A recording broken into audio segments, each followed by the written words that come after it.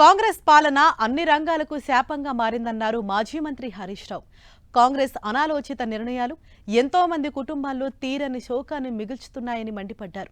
అసమర్థ పాలనతో Hyderabad real estate పరిస్థితిని Congress దిగజార్చిందని X వేదికగా ట్వీట్ చేశారు. గడిచిన ఏడాదిన్నరగా హైదరాబాద్ రియల్ ఎస్టేట్ రంగం కుదేలైందని పలు సర్వే సంస్థలు చెప్తున్నా రాష్ట్ర ప్రభుత్వం ఎలాంటి నష్ట నివారణ చర్యలు తీసుకోకపోవటం సిగ్గుచేటన్నారు.